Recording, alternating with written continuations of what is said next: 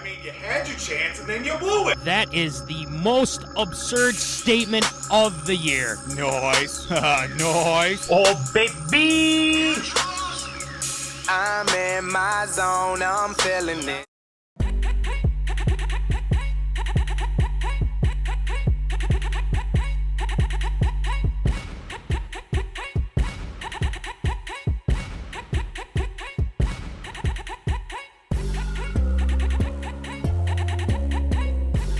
Live from Rock Solid Studios in Granite Falls, it's time for MinneZona Sports, live with DJ Matty C. and Paul the Shield Vold.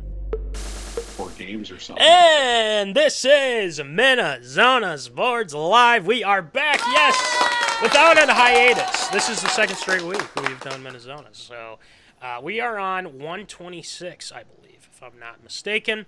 126 episodes of MinneZona Sports Live. And without further ado, I'm your host, DJ Matty C, a.k.a. Matt Kelly, a.k.a. Kelly, a.k.a. Matty C, etc., etc., etc. And all the way from Woods and Shore Studios in Aiken, Minnesota, Paul Volt, Shield. What's going on there, Shield? You know, I'm just glad, obviously, talking about not being on a hiatus, that's always a good thing. Yeah. But, I mean, we've got quite a few good things to talk about here for tonight, including those red-hot Minnesota Vikings, of course, that nobody really seems to want to give them full credit for being 7-1 right now. But, well, I know that we're going to dive into that a little bit more because I got a couple bones to pick with a few people on. That's fine. And to be honest, we had a nice little chat before the show about that, too. So we'll definitely get to that here. But before we start off anything, because there's a lot to talk about with Minnesota Vikings Tater Tot Hot Take, as well as the Golden Gophers, a little QB controversy happening. Surprise, surprise. Actually, it's not a surprise. And then Infinity Rankings tonight. I'm giving you an updated version of my Infinity Stones of teams who I think are in the 6. And you're not going to be surprised about one of them, but I won't give anything away. Well, I probably already did. Well, that's okay. Obviously we got a lot of good ones, NFL, MLB, and whatnot. And then we got to give a leaderboard update, Voldy. I think we got to give a leaderboard update right now. The Packer fan, Ryan Coombe, 88 points. Good for him. I'm happy for him. But he only has a 3-point lead against yours truly. I am in second, which I'm happy with. I like it. But the thing is I got to get to Coombe somehow, some way. And shouts out to the people who are actually, like, right behind me. Matt Johnson. Claps out to Matt Johnson. 84. He's inching up there. Molly Vold inching up there as well. At Super 84. pregnant Molly Vold, FYI. Yeah. And then, hey, look, it's a Rick, 82, Jack Vickers, 81, and Larry. He's hanging in there, 81 as well. So he's got to make his picks, though, from what I see here. Yeah, so he does. Get her done. That's all we ask. It's pretty easy. So we already have a comment. When is Vold making his move on Brady now that he is single? Sorry, I'm still happily married, unlike some people. So there you go. So we'll see what Glance has more, because that was glancy and shocking. Yeah, shocking. So let's, Voldy, I think we just got to get right into it because there's a lot to talk about here with Tater Tot Hot Take. So let's get it going with some Tater Tot Hot Take.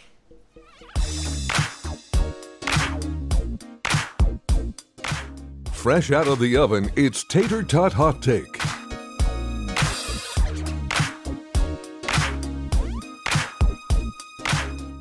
All right, it's time for some Tater Tot Hot Take. Our first one tonight, and also we have claps out that we have our lower thirds back. Our lower thirds are back. It took a while, but they are back. And they are back. Let's start it off with this because this is something that we got to do here. KirkoChainz, baby. KirkoChainz. Even though I only have like one chain here, and obviously, if you've seen the socials medias, I was post-game Kirk Cousins at one point. No, I'm not going to take my shirt off. No, I don't have that many chains, and but You don't want to we're hurt gonna anybody's roll with feelings by taking your shirt off. it. Yeah. Let's. I don't want to lose viewers here. Exactly. But the thing is the Minnesota Vikings, your Minnesota Vikings, the Zoners, Minnesota Vikings are 7-1. Claps out to the Vikings. They beat the Commanders. Obviously, we thought this was going to be they would handle this well. But a couple of things, there are a couple plays that you'd wish they'd have back. And then if referees wouldn't go into our safeties, that would be great too. Oh, God. That was garbage, to say the least. But I give credit where credit is due. He did apologize to Cameron Bynum. So, hey, I don't respect care if he apologized. I know. If I'm Cam Bynum next play, That's BS. I'm throwing a forearm shiver into his seat too. I'm putting him down. Get out of the way. I know. It's It's not your field. This is my field. Yeah. That was an easy pick, too. I'll say that. That was an easy pick. But anyway, Voldy, let's talk about this. So obviously, the Vikings come back after being down 17-7. Yes. Things were not looking good. Mm-hmm. Especially going into a game against a team. The next game you got the Bills. We'll get to that in a second. Yep. What were your kind of overall thoughts of the game? Did you think that obviously, we all think they should have beat them by more, but do you think that the way that they came back, I think, is something that is great about this team because they're together and they believe in one another, as opposed to last year where someone would get blamed and then Zimmer chews their head off, that type of thing. So, Voldy, what were your thoughts on the game, and anything else to add with that, too? What do you got? With this being a different team, obviously you go down 17-7. This is the same team from last year. They lose that game like 24-10 or something like that. This is a completely different team. They saw adversity. I'm glad I didn't see them go down 17-7. I fell asleep on the couch, actually, with Case in my arms. We took a quick little nap, so I woke up by the end of the third quarter and the start of the fourth, once the comeback was on as well. And I really like to see that the offense got going early and often. Obviously they got going right down the field. First series, you get TJ Hawkinson, the new shiny toy in the toy box, got him going early and often. Thank you, Kirk Cousins, for helping out my fantasy team as well with that. KirkoChainz. And obviously you get Jefferson into the end zone as well, first time I think since week 2 I think it was, since the touchdown too. So you get him going. Dalvin was very active, not only in the run game, but also getting one of those, late touchdowns as well for the Vikings. Huge play for that. But, the defense, it was one of those bend, don't break situations once again. I mean, winning 2017 at one point, Vikings needed a big play. They got one. Harrison Smith came up with an interception that ultimately led to that game-winning score, too, and ultimately did steer them in the right direction, too, to get that win. Overall, you look at it, you don't want to say that they won against a bad team, but they didn't lose against a bad team, too. Right. Washington, if they're at 100%, even with, even they do have Chase Young, man, this is a completely different ball club, too. It stinks that Chase Young's hurt most of the time or not on the defensive side. I don't know why they don't go with Taylor Heineke, even after Carson Wentz comes back, if and when he does come back. I mean, Heineke's keeping them in ball games. He's done it the last couple of years for them, and I don't see why they don't keep him around for much longer than where he's at right now. I was just happy to see in a lot of different areas, and of course, obviously the back judge getting in the way and into Cam Bynum too. You've already got my opinions on that, but just lucky enough that the Vikings were able to come out with this one. And this was, if they were going to lose this game, I was going to say this was definitely a trap game, especially with it being riding high off the last couple of wins too. You get this win, now you're 7-1. You got another quality opponent coming up here this week too. Yeah, I mean, I agree. And one thing I want to add to this too is that people kind of say, well, you haven't played anybody good. But Kirk was beat up in that game.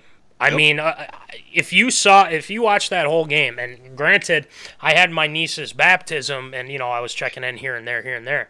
I mean, Kirk was getting beat up, and that's coming from the interior of the O-line, and that means that you have Allen, Jonathan Allen, who's very good, Montez Sweat. I mean, he was beating up Bradbury, Cleveland, Ingram. You can't discredit the fact that they actually have a solid defense. Yeah, you can't just you can't just think you haven't played anybody good.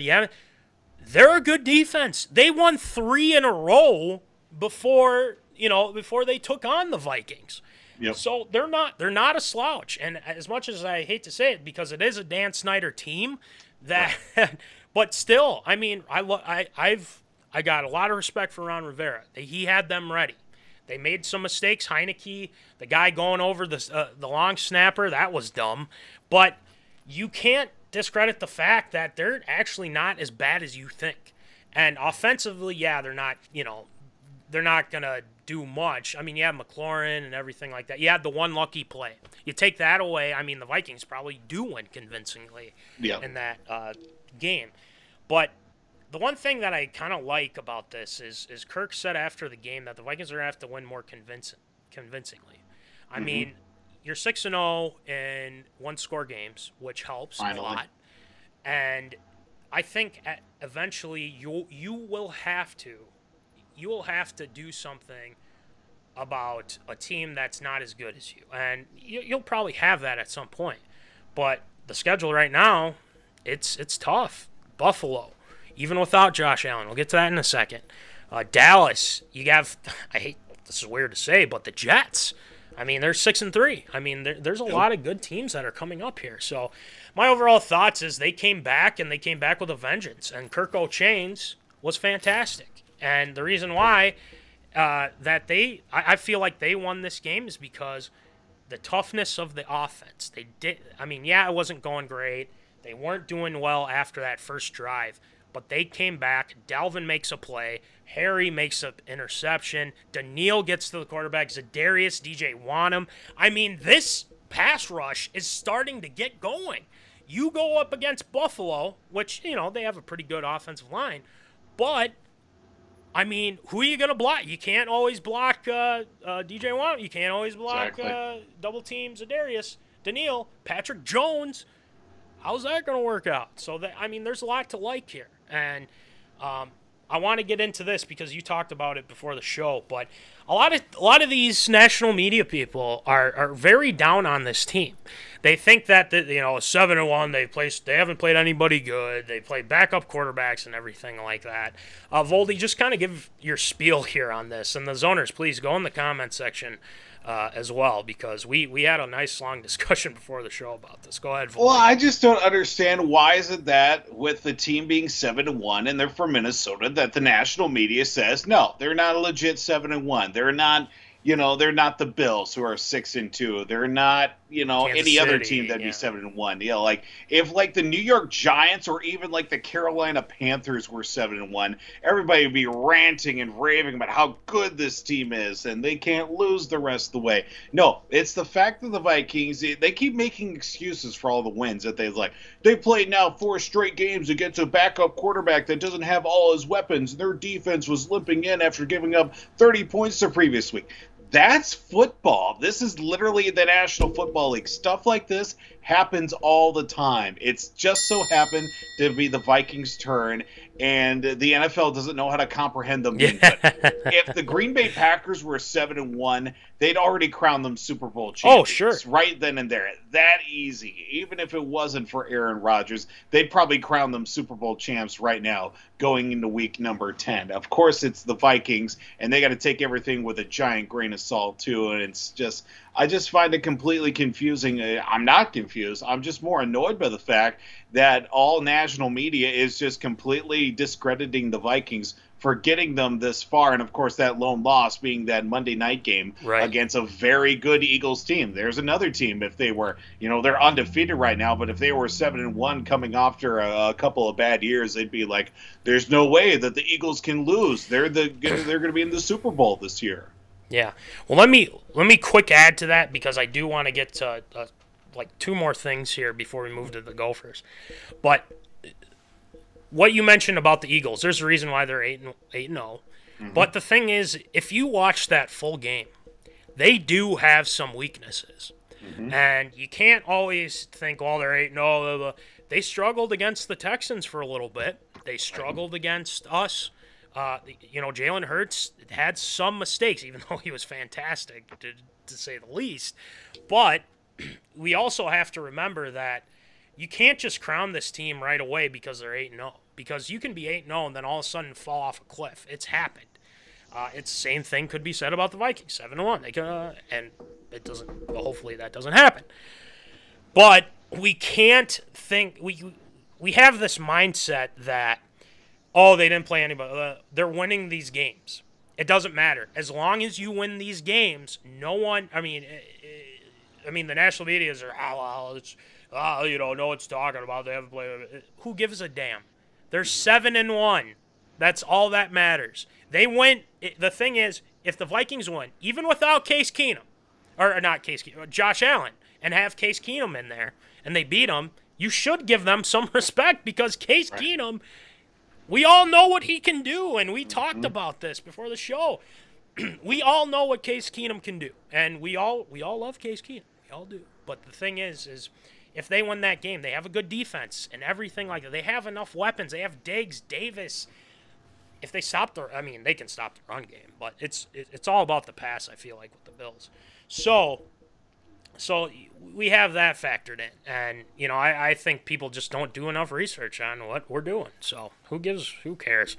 So let's get to this upcoming game against the Bills. So Josh Allen doesn't seem like he'll play, but we've been surprised before, Voldy. Right. And that could happen, or we have Case Keenum. Keenum and Diggs, again, going up against us. So I'm not super confident even with Case of going because I feel like he's known the offense for a little bit, especially, we kind of make guys look really good sometimes. So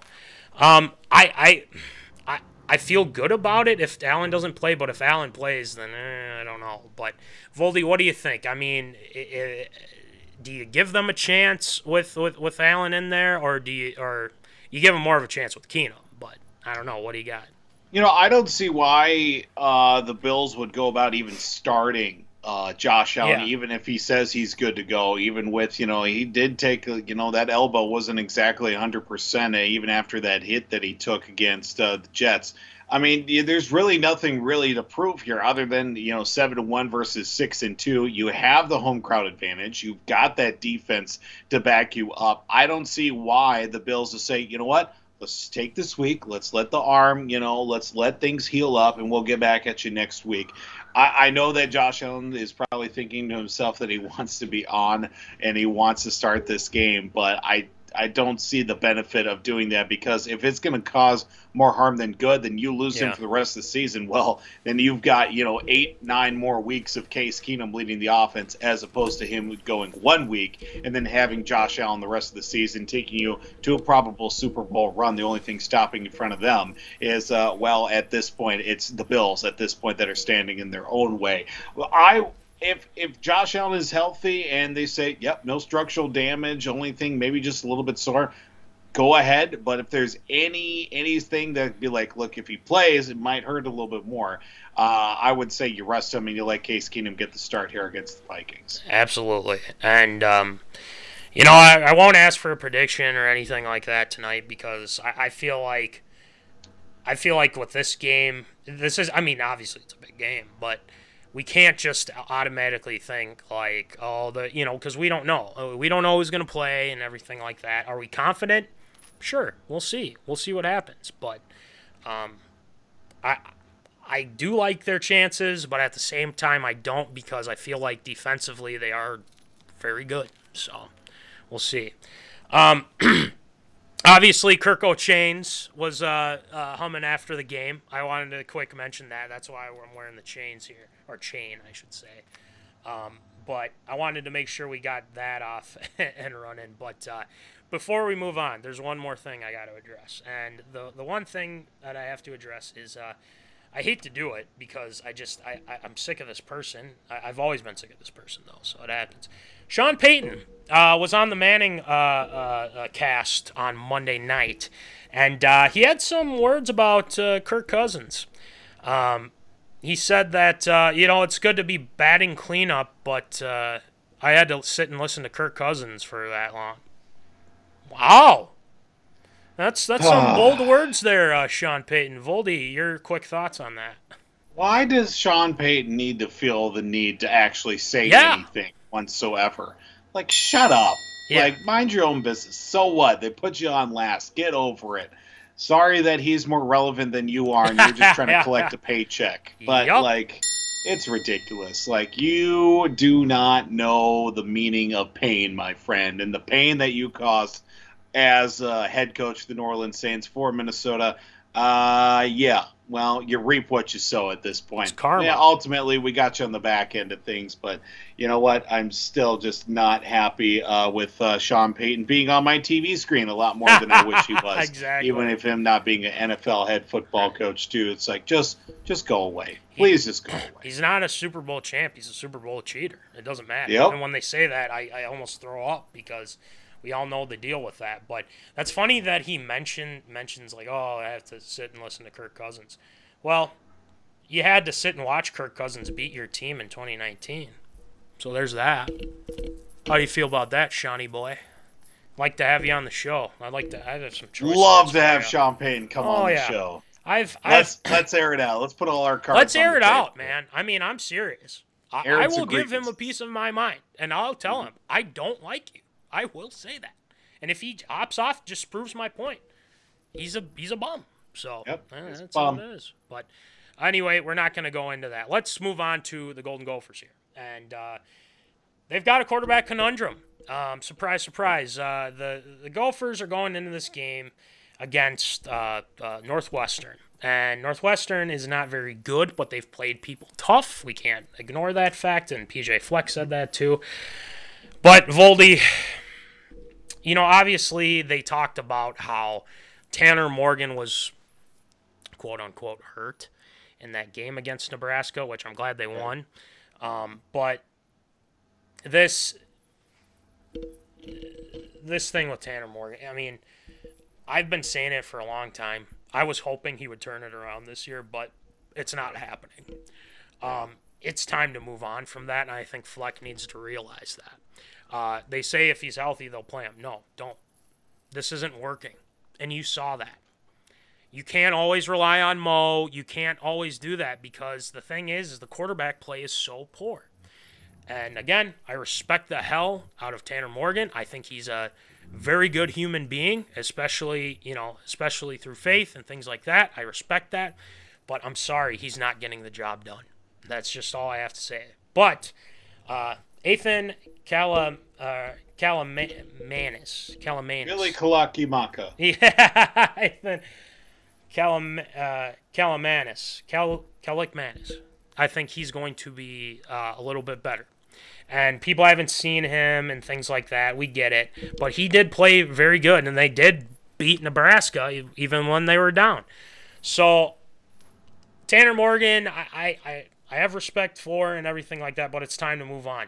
This has to be the Gophers switching things up, seeing how it goes. And yes, I understand that it's not always on Tanner Morgan. I get that. It's the same thing with Kirk Cousins. It's always, But it's.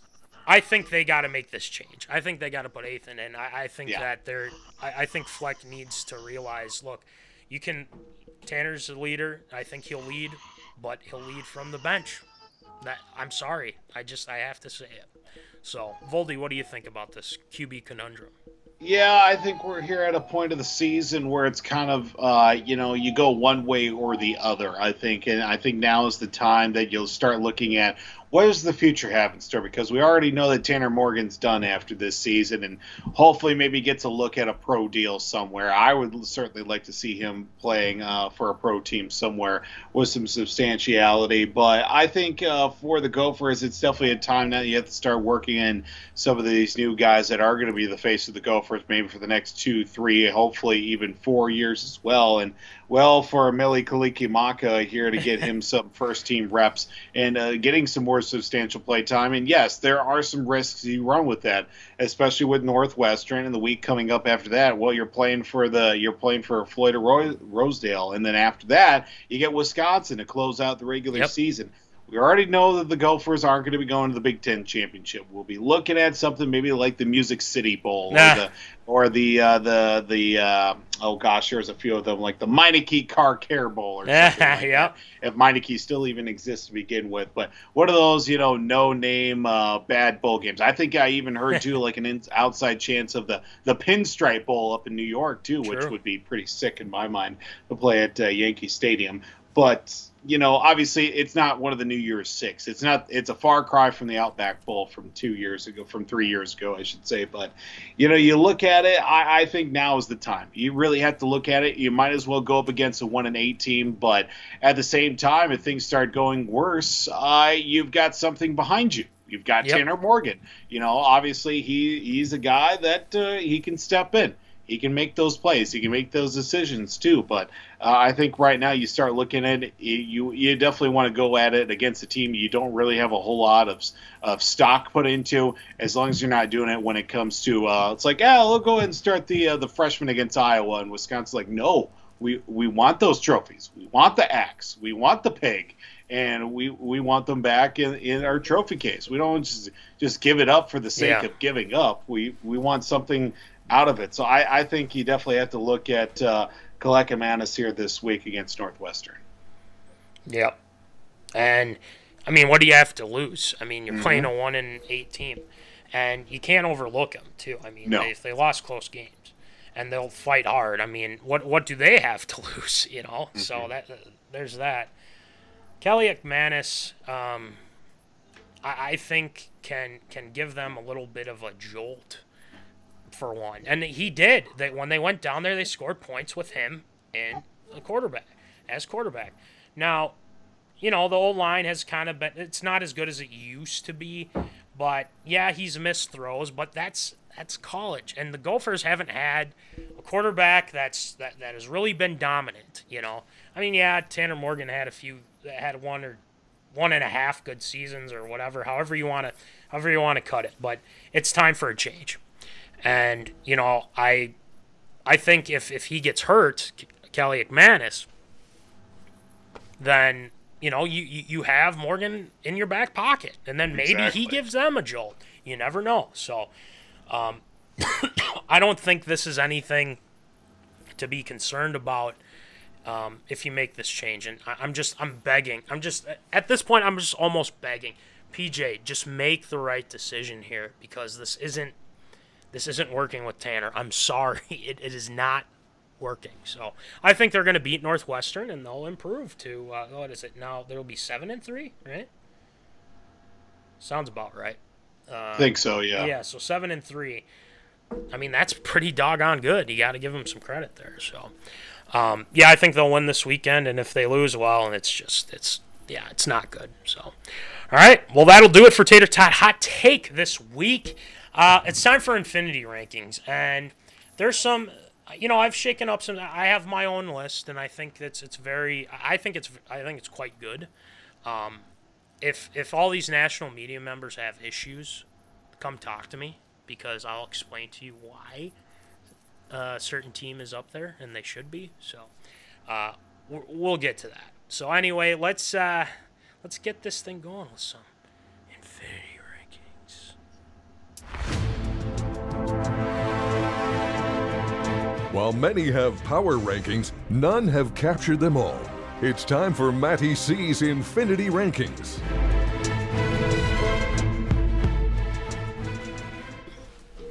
Get what we need to get. So, Anyway, without further ado, it's time for some Infinity Rankings. NFL, we're at the halfway point, or very close to it, or beyond it. I don't know. Right. We've added in extra games, obviously from last year. So, let's start this off with the 6 teams. I will explain each of them, and here is the reveal. Boom! There it is. So, starting off with number 6, obviously, the Baltimore Ravens. Now, why do I have the Ravens up there? The reason why I have the Ravens there is because they have shown a lot of grit. They've had not great defenses, a great defense right now. Lamar's been pretty good. They've lost a couple. They lost to the Giants. But there's just always, they're always in the hunt. They're always kind of there. Now, granted, you know, they've had some lowlights, but at the same time, they're winning these games, and they're I think they're first in the AFC North right now too. So, I mean, there's nothing too much to complain about. Yeah, you got the Bengals. Yeah, you got, you know, everything coming up with that. But, you know, Lamar's been playing relatively well. So I got them at number 6. I like what I see from Baltimore. They could move up. Number 5, the Dallas Cowboys. I hate to say it, but it's true. The Dallas Cowboys, there's a reason why they are 6-2. I mean, you know, Cooper Rush getting the job done, and then all of a sudden Dak comes back, plays lights out. You got to give him credit where credit is due. And they've, you know, with Dak, I feel like these guys rally behind him. I hate to say it, but it's true. But also, you worry about the run game. Yeah, Tony Pollard, I think you can't be – you can't shove that aside because I think Zeke's lost so many steps. It's like, well, you should, you know, start him this week, you know, fantasy-wise, blah, blah. But he's lost a lot of his speed and everything like that. Like, there's something up with him. So I've always said Tony Pollard's a better running back than Zeke Elliott. True. I mean, every time Tony Pollard was out there, he was making plays compared to Zeke. Yeah, I mean, there you go. Maybe Dallas has to say bye-bye to Zeke after the season. Exactly. I don't know. So that's why I have them. Their defense has been relatively good. And, yeah, you know, I think there's going to be that, you know, decline, but we'll see what happens. So let's get to the number 4 team. I wonder if this is going to spur some controversy. Number 4, I have our Minnesota Vikings. Okay. They should be number 4 right now. And if you give me the whole BS about they haven't played anybody good, they haven't done that, they're 7-1. 7-1 is They're 7-1 in the National Football League. It doesn't matter. I don't care what you guys think. They are a top team in the NFL. I saw the power ranking. They're outside the 6, at like 7 for NFL.com. They're better than a lot of these teams. I think they're better than Baltimore. I think they're better than Dallas right now. That's why I have them ranked ahead, because you have a dominant pass rush right now. Zadarius Smith just won Defensive Player of the Month, so I don't know what you guys are smoking or doing, whatever. Right. Defensively, they're getting better. Yes, you can make the case about the secondary and everything like that, but if you've seen what Patrick Peterson's been doing, he's almost looking like his all-pro self right now. Caleb Evans has stepped up. Cam Dantzler has stepped up. He's had some lowlights, but he's taken on some tough wide receivers. So you can't look at this team and say, well, they shouldn't be in the top 5. Yes, they should be in the top 5. You can't convince me otherwise, because they've won all these one-score games that they should have won, and they won. Now they have to win convincingly. Let's get that going. let's get that going here soon. But they deserve to be in the top 5 for sure. So, with that being said, let's move on to number 3, the Kansas City Chiefs. I feel like there's been kind of a moment without Tyreek Hill. And they've been able to manage. They've been able to add players to this team, especially Kadarius Toney, who they just added recently. Sky Moore is a good wide receiver. Juju Smith-Schuster's not doing TikTok crap anymore, so that's helpful. So you got Travis Kelce balling out. Mahomes is doing Mahomes things. Defensively, they're pretty solid, too. After that Bills game, they've been really hunkering down. Steve Spagnuolo usually finds a way. So that's why I have the Chiefs at number 3, just ahead of the Vikings. But that could change. So let's move on to number 2, the Buffalo Bills. I got to give credit where credit's due. Yes, they lost last week against the Jets. Okay, yep. I get it. They lost to the Jets. But they're so dangerous, man. I mean, they are so dangerous. And the reason why they're at 2 is because defensively they're solid. They're solid defensively. You know, our guy, Leslie Frazier, for goodness sake, has been great as defensive coordinator for this team. And you got to give him credit where credit's due. Stephon Diggs, Gabe Davis, McKenzie, Allen. But now with Allen hurt, this could change a little bit too. Buffalo's dangerous. And the thing is if Allen gets back healthy, and if it's not as bad as they think, then maybe somehow, some way, they'll stick to where they're at number 2. But that could change if they lose to Minnesota, if they lose to the Vikings here on Sunday. So, all right, my number 1 team, it's no surprise. It's the Eagles. They're 8-0 for a reason. Jalen Hurts has been lights out. And yes, I know they played the Texans and they didn't play well, but they're that good. Defensively, they're sound. They added Robert Quinn at the deadline. They have a solid defense. Big play Slay. You name it with this team. They're good. They're 8-0 for a reason. Jalen Hurts has been lights out. He's a star in the making. And, could they fall off a little bit? Maybe. I don't think they're going to go fully undefeated. But it's very possible that this team is definitely a Super Bowl contender. I look at them as a Super Bowl contender. And obviously, if you're the Vikings right now, you want to get back at these cats, right? And you're fighting for that number 1 seed. So we'll see what happens. But I think the Eagles are definitely number 1. So let's just go through the list. So Voldy, number 6, the Baltimore Ravens. Number 5, Dallas Cowboys. Number 4, the Minnesota Vikings. Number 3, the Kansas City Chiefs. And number 2, the Buffalo Bills. And number 1, the Philadelphia Eagles. So, Voldy, what do you think? Yeah, I definitely like the fact that you threw the Ravens on there at number 6 because, they're a team, once they get going, they're going to be a hard team to slow down. Yeah. And it's been in the past where they've had great defenses to go along with, well-performing offenses. Now, this time around, they've got an offense that can really move the ball. Obviously, they've had a couple hurdles early on, but once Lamar Jackson gets going, and especially with him connecting to, Mark Andrews, and obviously the receiving core that needs a couple of step up here and there, and to go in with that rushing attack that they have, they can definitely make some moves and definitely compete with, obviously, Kansas City and also to go along with Buffalo, too. That was a real nice one in there. Putting the Vikings at number 4, that's a good, respectable spot for them. Not quite to the same level there with Kansas City as of yet, but they're there. They are getting there. Slowly but surely. And to go on with Kansas City there at number 3 there, too, I mean, you lose one Tyreek Hill, but then you add, basically 3 other guys to go in there with, a Juju Smith-Schuster, Kadarius Toney, and, who's another receiver? Pringle, or even Mecole Hardman, too. Hardman is another one that's really stepped up in the receiving core this year and obviously getting some plays out of the rushing attack, too. I don't know if it's just my point of view, but, Kansas City has been, a team this year that's, they're the same team, maybe not as much hype as they've gotten the last couple years compared to past. They're just we're here. We're just doing our thing like we usually are. Instead, it's Kansas City is so awesome. They're going to win the Super Bowl this year and for the next 7 years. It's they kept things they almost kind of kept things under the radar a little bit, at least in my point of view.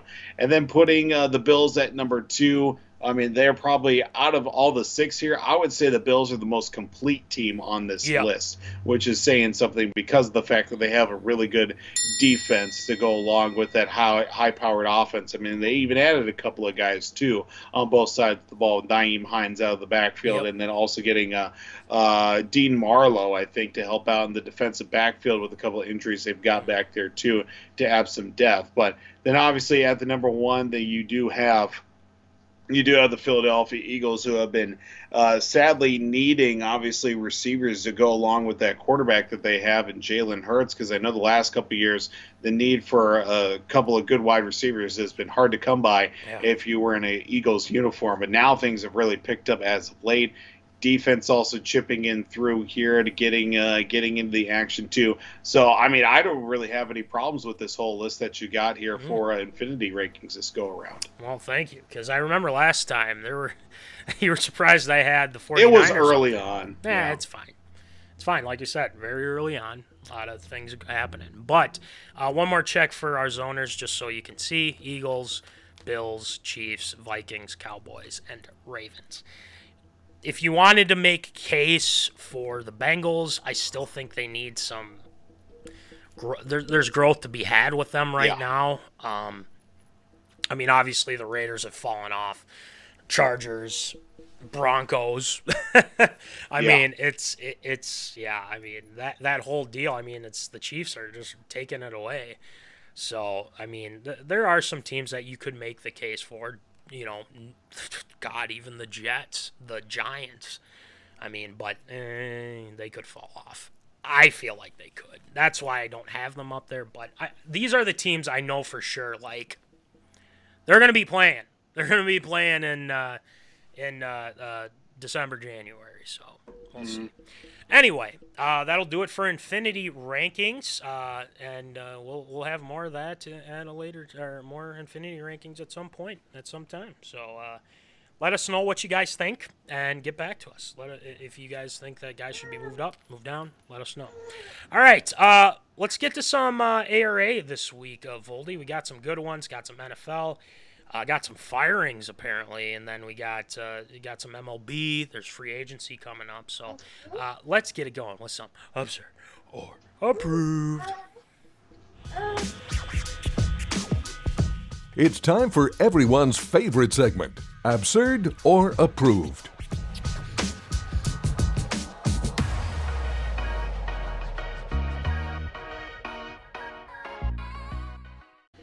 All right, it's time for Absurd or Approved. So, Voldy, why don't you rattle them off for us, please? Well, another big head coach firing in the National Football League that did take place as of yesterday. That did take with the Indianapolis Colts that put up a sad performance offensively. And, well, unfortunately, their head coach is an offensive-minded coach. Frankreich was relieved of his duties going into, obviously, his fifth season with the Indianapolis Colts as he was let go on Monday after a meeting on Monday that also did include a coaching on the interim, a hiring as well with former All-Pro center and former Indianapolis Colt Jeff Saturday will be taking over as head coach for the Indianapolis Colts coming in here to start off this coming week as well. So, very interesting situation. Obviously, the Colts have been underperforming with one of the best offensive lines that has just been atrocious. Their offensive side of the game as well has been bad. Obviously, losing with starting quarterback Matt Ryan, benching him, and obviously he's been apparently dealt with an injury or something. And then you throw in a rookie undrafted quarterback in Sam Ehlinger and put up one of the worst performances offensively in team history. All to go along with a potential all-pro running back that you have in Jonathan Taylor as well that has not lived up to the hype that they had towards the end of last season. Nope. But with also the hiring of Jeff Saturday, who has been coaching high school football, not even in the National Football League, high school football the last 3 years. Is it absurd or approved that the Colts will finish 500 with the remaining games on their schedule this season? I think it's absurd. I don't think they're going to get to 500, even with the Jeff Saturday, but I could be proven wrong. Here's the thing. They have this, ever since Andrew Luck, they've had this thing where they've gone out and gotten guys, right? You know, Phillip Rivers, that was a pretty good season. You know, it is what it is. Carson Wentz, I feel like personally he didn't do awful, but at the end of the season, they were supposed to just beat the Jags, and all they had to do was beat the Jags to make the playoffs. And they didn't beat them. I mean, they were the worst team in the league at that point. So you throw that away, and then you get Matt Ryan. Matt Ryan, okay, yeah, he gets hurt, blah, blah, blah, but, like, his arm's shot. I don't know if you've watched any of those Colts games, but not good. Not good. Not great. So if you're the Colts right now, I don't necessarily blame Frank Reich really outright, but at the same time, I mean, why do you keep playing this game? I mean, yeah, Jonathan Taylor's been hurt and everything like that. We get that, but you haven't improved. You're losing a lot of these games that you should win. Yes, you can kind of blame injuries, things like that, but at the same time, I mean, you got to get the job done. And when you made that change with Ellinger, I mean, he didn't look good either. So you're kind of throwing him into the wolves there, and there's not a whole lot going for you. So I don't think they will. As for, I still think Reich's a good coach. I think he at some point, he's going to find a place where he can actually have a quarterback for one. Right. So there you have that. But with Saturday, okay, Hall of Famer, we get it. Yeah, we know. But it's kind of like, I wouldn't say it's similar because it's kind of a good team to a team that's terrible right now. But it's kind of like the Steve Nash thing. It's like, okay, great player, everything like that, but he has really no coaching experience. Right. Hasn't been on the bench, hasn't worked his way, things like that. And Saturday he's coaching high school. That's great. That's fine. But this is the NFL. And then having him on an interim basis is kind of like, okay, I don't understand why this makes sense. I think he's a great analyst. I really like what he's got. Maybe he will do well. I don't know. But we'll have to see. So I think it's absurd. I mean, he'd have to wave a magic wand for this team to get going. But they're a mess. Injuries galore. Quarterback situations as bad is really, really bad. So maybe he can provide a jolt. Maybe he can't. I don't know. But, I mean, the Colts, they're not in good shape right now. So I'm going to say it's absurd. Voldy, what do you think? Yeah, looking at the remaining schedule they have, this coming Sunday they'll be at Vegas. Then they have back-to-back home games, Philly and Pittsburgh. Pittsburgh's the Monday night game. Then they go to Dallas, which will be at Dallas. Week 14 they have a bye. Then the remaining 4 games at Minnesota, taking on the Chargers, at New York versus Houston, at home to close out the regular season. The Chargers game is also a Monday night game, day after Christmas. Yeah. Of those, I say maybe 1 win. Guaranteed at least 1 win. If not, maybe sneak one out against Pittsburgh. But at least 1 win. They play Houston at the end of the regular season. That's probably the only win that they're going to get. But last time they played Houston, they tied on week 1. That's right. The season, they tied, and now that's why they're sitting at 3-5-1 on the season, which very easily could be 4-5, 4-5 right now. But that is not what hasn't. I don't see them finishing 500 at all. It'll definitely take a miracle. I see at least 1 win in the last, 7 games of the season, 8 games of the season? Last 8 games of the season, at least 1 win. Maybe they could sneak out a second. I don't know what Jim Irsay is thinking or what he was even considering even in hiring of Jeff Saturday as well. Yes, it's an interim basis. Is he going to get the job at the end of the season? Unless he even goes undefeated the rest of the way. If he goes 8-0 of Jeff Saturday, he is the greatest thing to happen in pro football of all time. Great analyst, great speaker, was a really good football player in his time. Him coaching high school football, I think even this past season, I think his team was like 3-7 or something like that down in Georgia. Not great numbers, not very good numbers, but of course, as I always say, not terrible to say the least. But it's going to be very interesting. I don't know why they didn't decide to go with somebody that was already on the staff, like Gus Bradley, who was defensive coordinator. Right. He was a former head coach too, but there's a lot of question marks. I think there's certainly a situation where I don't want to say tanking is taking place, but it certainly ain't exactly putting the best foot forward for your team. Yep. And it's it's just a mess. And the thing is why wouldn't you just run it with Taylor? I mean, do be a run first team for once, So I don't know. It's not good over in Indianapolis. So. All right, next one, Voldy. Well, we head to the world of college football, where there's some big old changes in the latest college football playoff poll, where there are 4 teams that are listed at the top.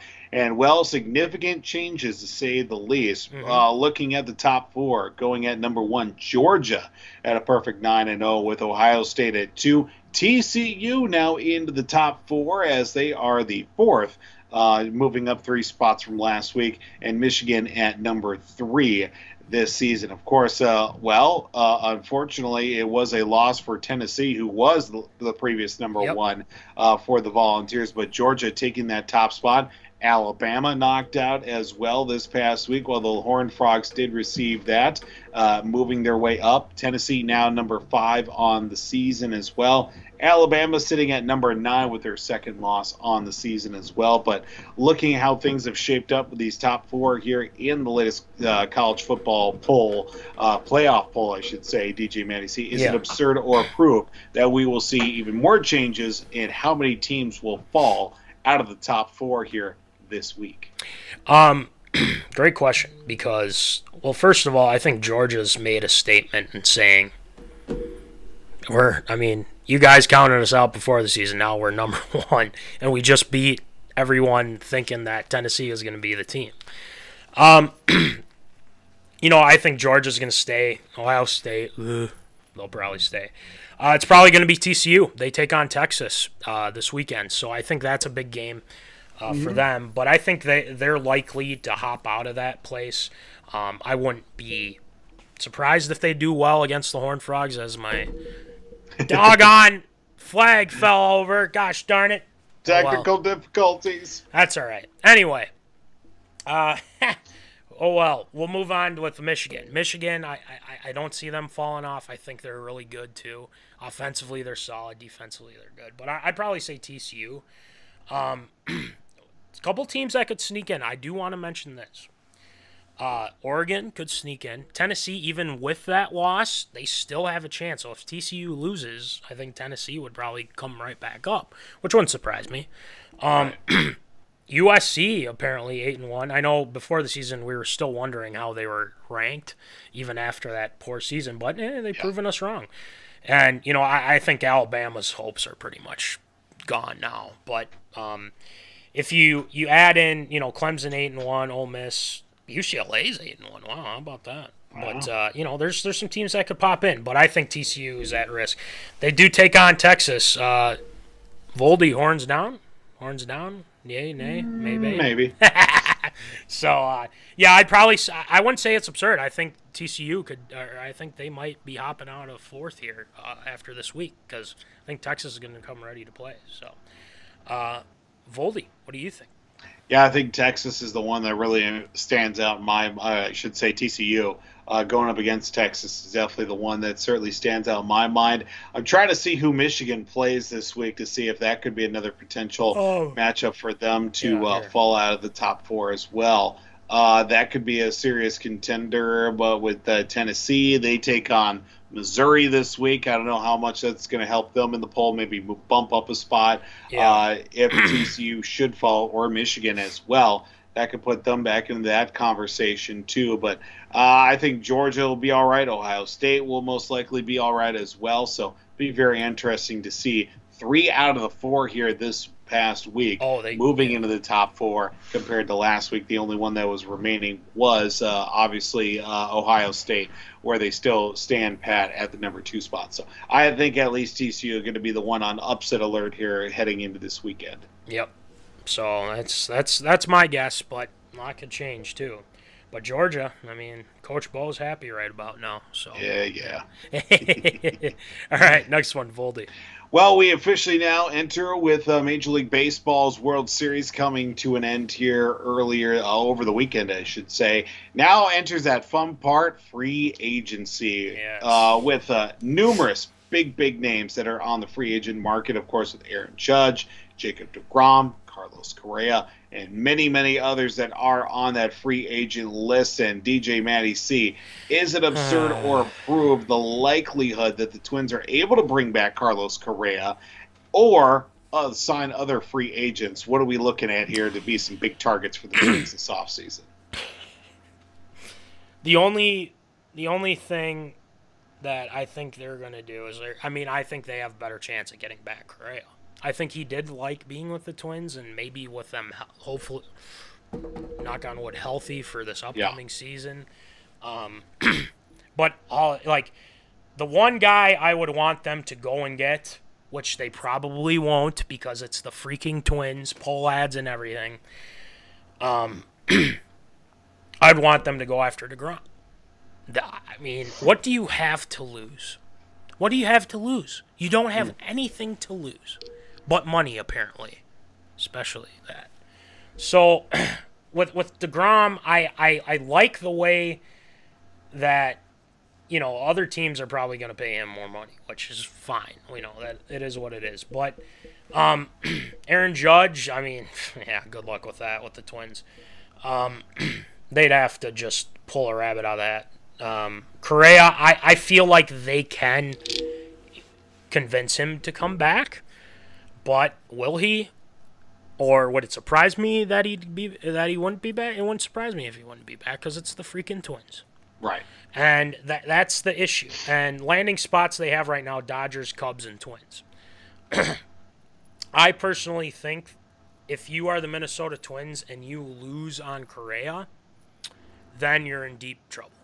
You're in deep, deep trouble. Because, remember, you know, I'm glad they did. They didn't pick up the, fifth year or whatever year. They're not going to have Sano back. Is basically what I mean. That's going to be done. We'll get more into that once the season gets going there. But I'd probably say Correa, Trey Turner. They don't need a shortstop really. Bogart's your guy. Is there Verlander? No, probably not. It would be great though, because if they did go after him, it means Kate Upton's going to those games. So that's good news for me, and getting around the show. But let's hope for that. Clayton Kershaw, apparently. So go for those pitchers. But the thing is they'll say that they did, and they'll lose out on it like they usually do. So I think it's absurd. I don't think they're going to hit on anyone like within that list besides Correa. That's the only thing that they're going to mess with. And the thing is if they don't sign Correa, you might as well, I mean, they're going to be bottom of the barrel for the next 3-4 years because our damn poll ads, those damn poll ads. So, all right, Voldy, what do you think? You know, I really think, obviously, the Twins need to go all in and bring back Correa because it was, I think I saw in The Athletic or whatever that Derek Falvey was quoted as saying, it's like, look, Carlos, he likes us. He likes being here in Minnesota, which is something I never thought I'd hear Carlos Correa say ever, or at least somebody say that Carlos Correa did say about being here in Minnesota. And the fact, look, last season was a wash. A lot of guys got hurt. And, you know, production wasn't on his side as well. Yes, he had a couple of bright spots here and there, played good defense like he usually does. But, you know, last year was, I want to say it was a wash. It was a tryout period is what it was because had a lot of guys playing a lot of different positions, had guys coming up and down. The second half of the season especially, it was all guys off the farm team that were coming up and down. Thankfully that the farm team is literally just across the, you know, just on the other side of the city to get those guys from back and forth as well. And I just really hope that they do make a real consistent effort because, you know, there is going to be some big money to be thrown out there.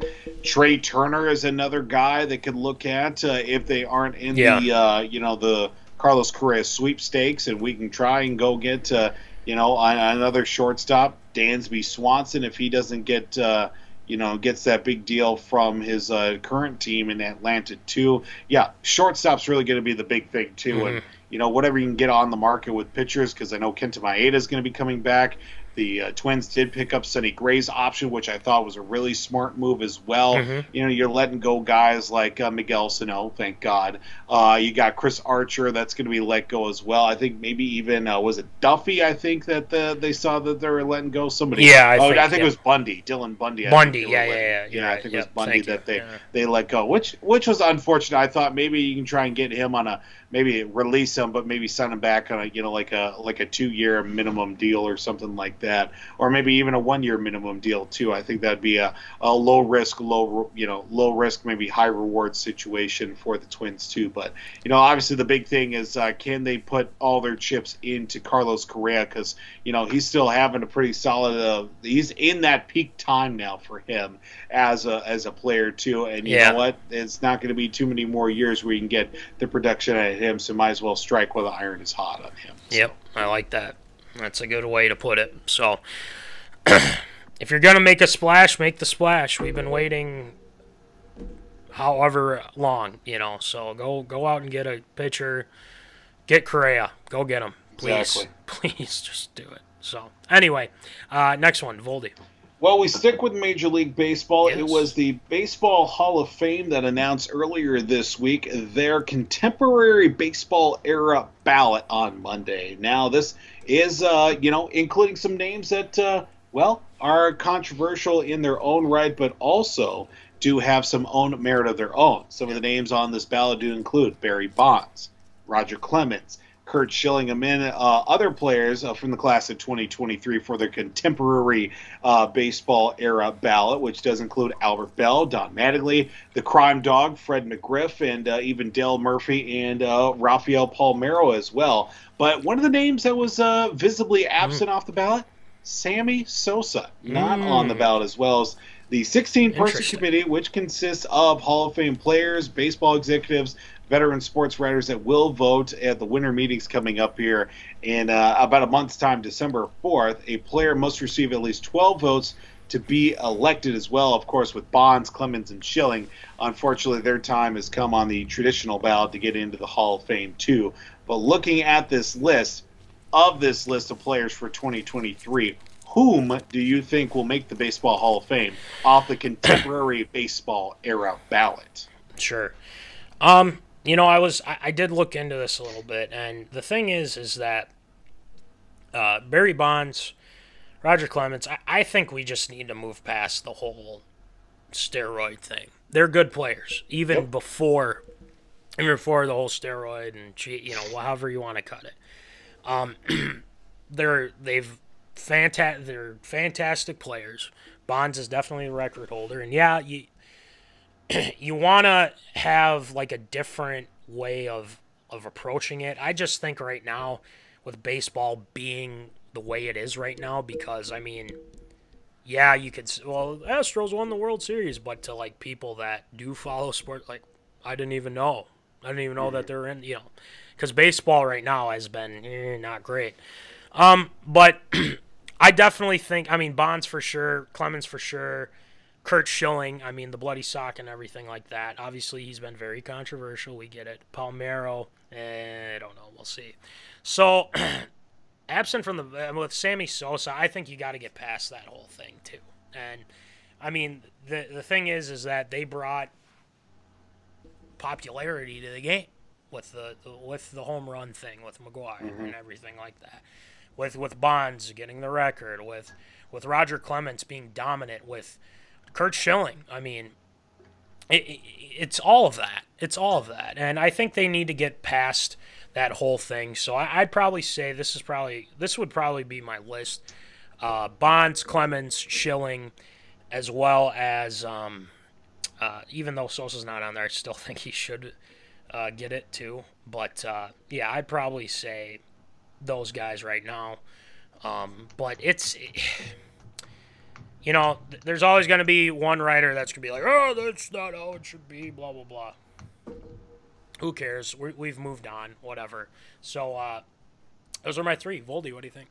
Yeah, of the 16 people, I just want to know that how many of them are veteran sports writers, because it's the writers that have screwed over Clemens, Bonds, and Schilling the last handful of years as well on the traditional Hall of Fame ballot too, because if there's only three of them, I think they're definitely in the clear. But if you get more than three, even if you get all the votes of all the other ones, you still need to get 12 votes, and it's hard to maybe convince some of the old timers too. Like maybe most of the Hall of Fame players will, vote in, Bonds, Clemens, and Schilling, baseball executives and sports writers. I think enough time has passed since those players, finished up their careers, that they start to look at, okay, let's look at the numbers. Let's look at the numbers that are presented to us. Let's not talk about the person. Let's not worry about what they did off the field. Let's not worry about all the extenuating circumstances. Wow, 763 home runs. That's a lot of home runs. I think that should be in the Hall of Fame. Wow, 7 Cy Young Awards. Wow, that's a lot of Cy Young Awards. Let's put that in the Hall of Fame. wow, one of the most dominant and clutch postseason pitchers of all time. That's definitely worth recognition. Let's put him in the Hall of Fame. Oh, it's Bonds, Clemens, and Schilling. Not so much. Look, you can't help the fact Barry Bonds, if he didn't take the steroids, a lot of people say this, if he didn't take the steroids, the two halves of his career, when he was in Pittsburgh, when he was in San Francisco. When he was in Pittsburgh, he was certainly a Hall of Fame player. When he was in Pittsburgh, especially too, he was Hall of Famer. When he was in San Francisco, most definitely. Rogerclemens, from the late 80s to the 90s and the 2000s, one of the most dominant pitchers in baseball. That generation's Nolan Ryan, if you will. Yeah. Of course, him being a good old Texas boy as well. And Curt Schilling. Look, we can't help the fact that Curt Schilling's a dick in real life. Yeah. There's no getting around that. Look, yes, we understand he's a completely right-winged and has a few choice comments about different ways of life and different people as well. You can't handle that. And that's his own life for him to screw up as well, and all the other things that he's dealt with, with money and all that. But the numbers, 216 wins, 300 strikeout seasons, and 80.5 career wins above replacement. That's not a real number, but apparently it is enough to be. And also is 11-2 in the postseason, 3 World Series titles. Those numbers alone are Hall of Fame numbers. Yep. The fact that his sock has been in the Hall of Fame for almost going on 20 years now, and he's not in the Hall of Fame, is an injustice to baseball itself. Let's just hope that this committee of 16 people from the contemporary baseball era vote in these players as well. Anybody besides that, I could maybe see Don Mattingly as an outside chance. Palmeiro, I think his career is too tainted to even look at. But unfortunately, I think the time is coming past for Sammy Sosa as well. If he wasn't going to get on the traditional ballot, it's going to be even harder as well because, beyond the 98 home run chase, not a whole lot to back up those numbers too. So I think of that list, obviously the big three and Clemens, Schilling, and Bonds are going to be the big ones that are most likely going to make it. Yep. You have no. I mean, basically, it's who are you going to put in after those guys? That's how I'll put it. So they definitely should. But just a quick update too. At half, the Wolves are down 69-51 to the Suns. Come on. Oh boy. All right. Anyway, last one, Voldy. Well, of course, we are into the back half of the season. The NFL trade deadline come and gone as well, but still players being able to, either sign or end up on teams in the last handful of games in the regular season as well for the NFL. And, well, one of the names that's still not on a roster, Odell Beckham Jr., looks like he is full, ready to go. I know he's been spotted at a couple of places in the last couple of weeks, but one person that may be throwing a little bit of light on the situation as well.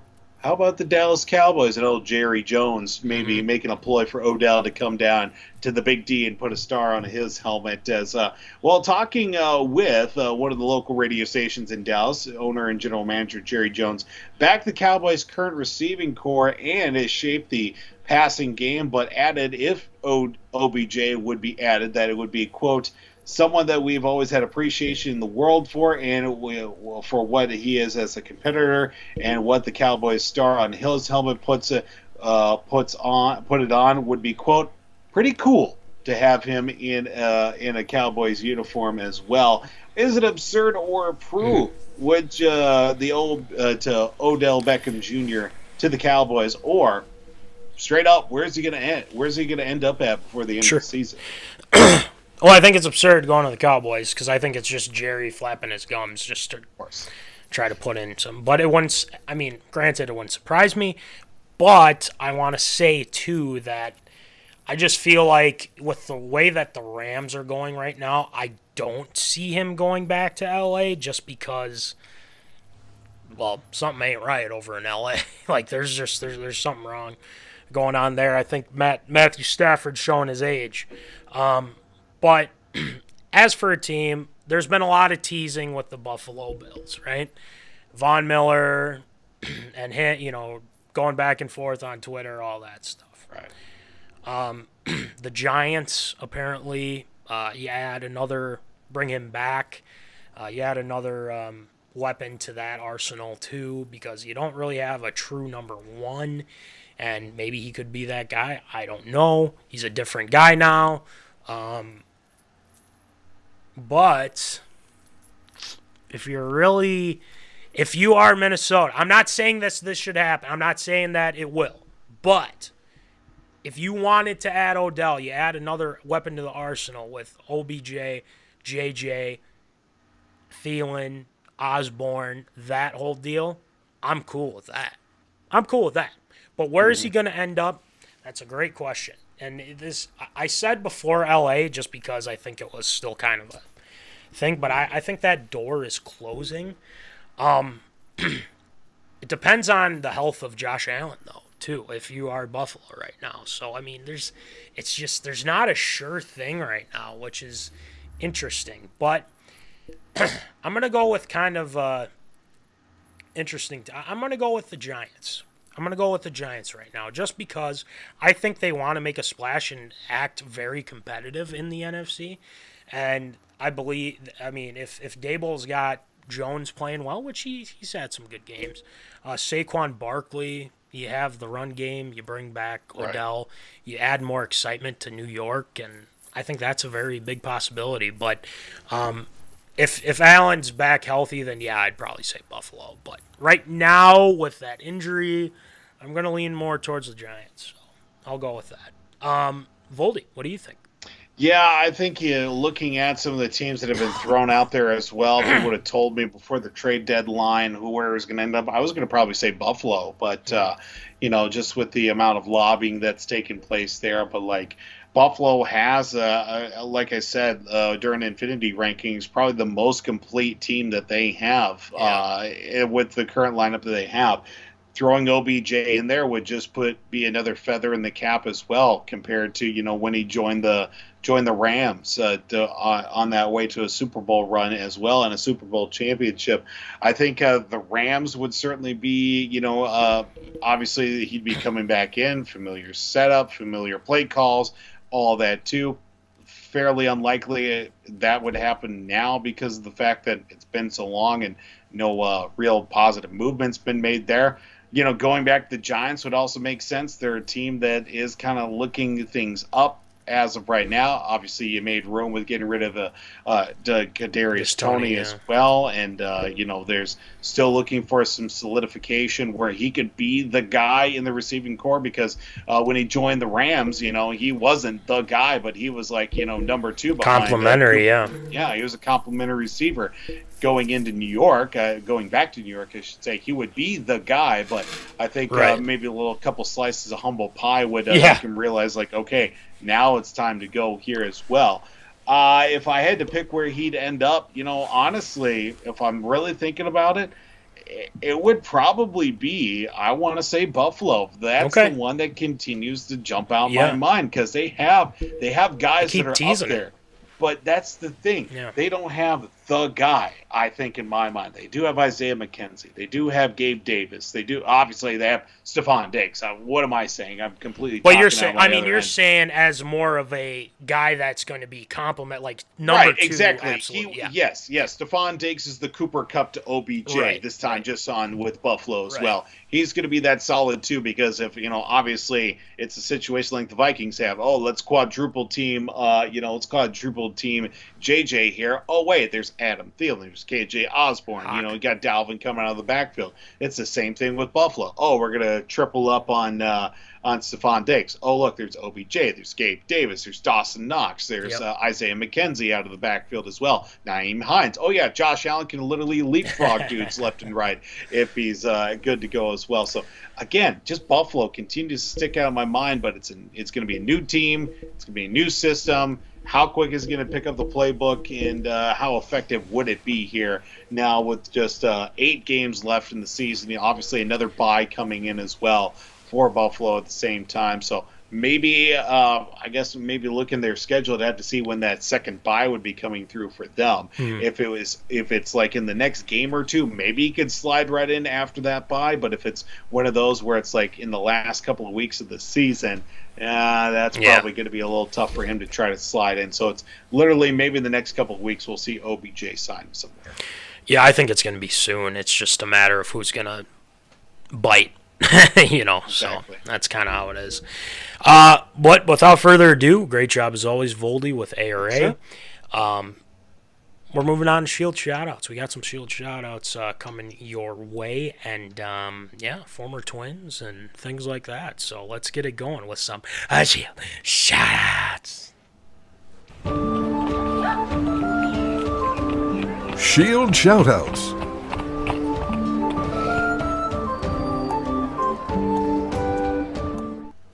All right, Shield, who ya shouting out tonight? Well, with the coming and going of another Major League Baseball season, the Houston Astros winning the World Series once again brings up a couple of interesting points of players that are now World Series champions, including former Twins closer Ryan Pressly, now adding his name to the list of former Minnesota Pro athletes that have won a championship elsewhere, now making it the, fourth different player here in 2022 that have hoisted a championship outside of a Minnesota Pro Sports team. Joining the likes of, I just had the list in front of me before the show, Tyson Jost and Darcy Kemper, and, Andrew Wiggins as well. Won titles here in 2022, so Ryan Pressly, congratulations. Big shout out to him.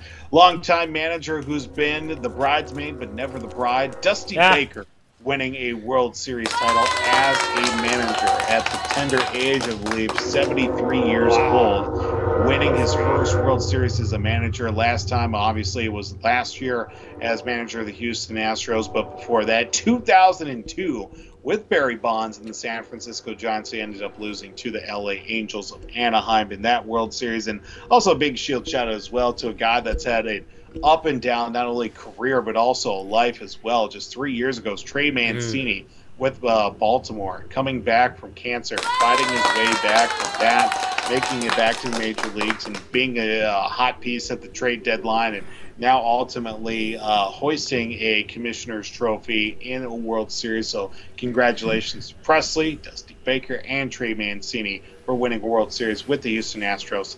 That's going to do it for Shield Shoutouts this week. I love it. But it's always former. Add Pressly to the list now. So. Yep, it's up there. Oh, man.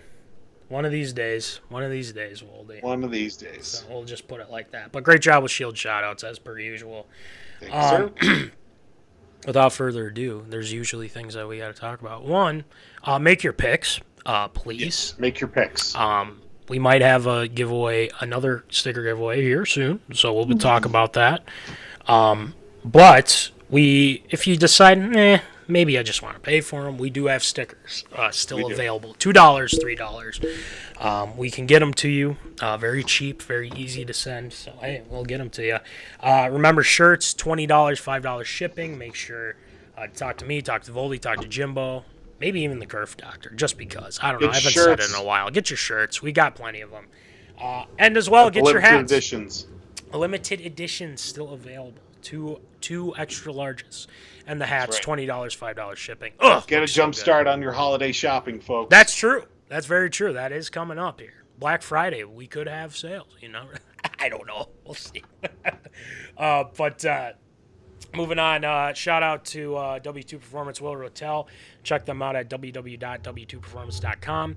Thank you to National Fleet Graphic, Tyler Knutson, Crown Rental for the stickers. Fantastic, as always. And shout out to Jack O'Keefe, Jack's Junkyard. Voldy's wearing the sweatshirt right there. Looks pretty sweet, if you ask me. Check out Breaking into the League, Sam Gabrielli, Ryan Martin, available on Spotify, Apple Podcasts, and the victorious P.O.D. They're doing all the fantasy football stuff, Ryan Walters and Jack Vickers. So make sure you check those guys out as well. So, without further ado, that's going to do it for episode 126. It's hard to believe. And we didn't have to take a week off this week. We went right back into it, claps out. We're very busy people, Voldy. But we make it happen for the zoners. That's all that matters. So make your picks, do all that stuff, and remember, as always, folks, keep in the zone. Holla! Thank you for watching MinneZona Sports Live. Join us Wednesdays at 7 p.m. for live show broadcast. And as Voldy likes to say, follow us on all the socials medias.